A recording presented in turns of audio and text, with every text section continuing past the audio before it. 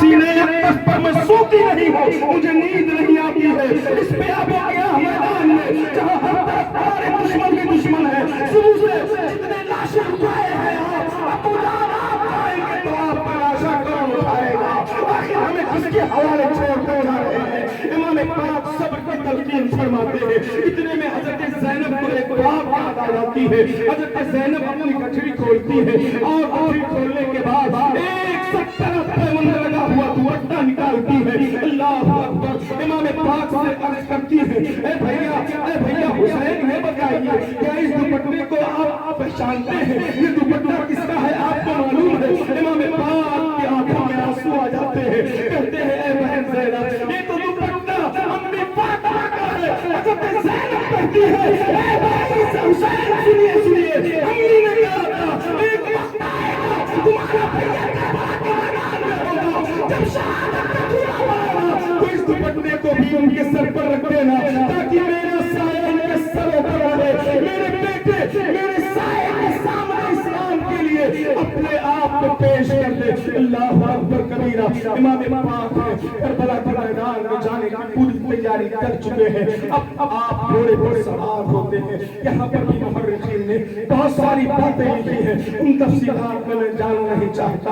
امام پاک گھوڑے پر سوار ہو جاتے ہیں، گھوڑے کو ایڑ لگاتے ہیں، گھوڑا آگے نہیں بڑھتا ہے، گھوڑا آگے نہیں بڑھتا ہے۔ امام پاک کہتے ہیں گھوڑے کو مخاطب کرتے ہیں آگے چلو، گھوڑا زبان حال کہتا ہے اے حسین میں کیسے چلوں؟ گھوڑا اپنے ساتھ کو نیچے تو دیکھو نیچے کر کے تو دیکھو سکینہ گھوڑے کے نیچے کے سامنے لگام پکڑ کر کھڑی ہے۔ امام پاک گھوڑے سے نیچے آئے ہیں، حضرت سکینہ کو دیکھا ہے، تسلی آئی ہے اے بیٹی سکینہ گھبرانے کی ضرورت نہیں ہے، اللہ ہم سب کا محافظ ہے، اللہ ہم سب کا محافظ ہے۔ اللہ اکبر، امام پاک نے ایک مرتبہ پھر حضرت سکینہ کو اپنے سینے سے لگایا ہے، آخری سلام ہے، حضرت سکینہ ہے، کہتے ہیں ابو جان ایک آخری خواہش ہے۔ امام پاک ارشاد فرماتے ہیں بتاؤ کیا آخری خواہش ہے؟ حضرت سکینہ کہتی ہے ابو جان میں آپ کی پیشانی کو بوسہ دینا چاہتا ہوں، چاہتی ہوں۔ اللہ اللہ، حضرت سکینہ نے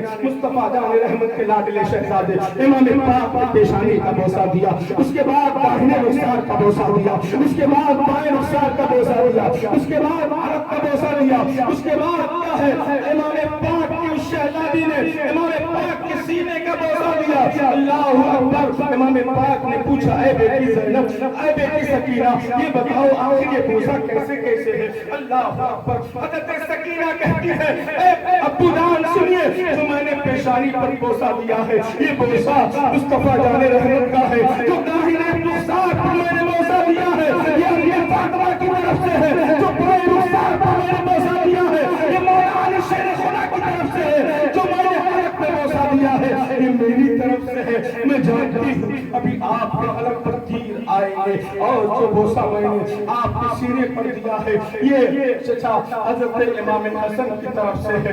اللہ اکبر کبیرہ، ایک روایت وہاں پر اور ملتی ہے۔ اللہ اکبر، حضرت امام پاک جب جانے لگے تو حضرت زینب نے ہتھیلی کو پکڑ لیا، کلائی کو پکڑ لیا۔ اللہ اکبر، حضرت زینب کہتی ہے بھیا آج سے پہلے تو آپ نے میری کلائی کبھی نہیں پکڑی تھی، آخر آج آپ میری کلائی کیوں پکڑ رہے ہیں؟ امام پاک ارشاد فرماتے ہیں اے بہن زینب سنو، میں کلائی اس لیے پکڑ رہا ہوں کل سے اسی کلائی میں میری جان گزارے گی۔ اے بہن زینب تم صبر کرنا، تمہاری اسی کلائی میں زنجیر کی بیڑی ہوگی۔ اللہ اکبر، امام پاک گھوڑے پر سوار ہوئے، اپنے گھوڑے کو ایڑ لگائی ہے، کربلا کے میدان میں اپنے آپ کو پیش کر دیا ہے۔ اللہ اکبر، ہو سکے تو لائیے دونوں جہاں میزان میں ایک سجدہ ہم نے زمین کربلا سے لے لیا۔ امام پاک نے پہلے ایک خطبہ ارشاد فرمایا، میں کون ہوں؟ مجھے پہچانتے ہو کہ نہیں پہچانتے ہو؟ کیا میں نے کبھی تمہارے ساتھ غداری کی ہے؟ کیا میں نے کبھی امانت میں خیانت کی ہے؟ ادھر سے ابن سعد کہتا ہے اے حسین تقریر کرنے کا وقت نہیں ہے، یا تو یزید کی بیعت کرو یا تو فوراً جنگ کے لیے تیار ہو جاؤ۔ امام پاک ارشاد فرماتے ہیں سنو میرے گھر کی ریت رہی ہے، اگرچہ تم نے عباس کے بازو کاٹ دیے ہیں، اگرچہ تم نے محمد کا لاشا اٹھانے پر مجبور کر دیا ہے، اگرچہ تم نے علی اکبر کی جوانی لے لی ہے، اگر کہ تم نے قاسم کی جوانی لے لی ہے، اگر کہ تم نے علی اصغر کے پٹپڑے کو لے لیا ہے، لیکن آؤ اب بھی آؤ، حسین کے آپ پر بیعت کر لو، شریعت مطالعہ کے پاسدار بن جاؤ۔ حسین سب کو معاف کرنے کے لیے تیار ہے، کل میدان محشر میں نعرہ جان سے پلانے کے لیے تیار۔ حضرات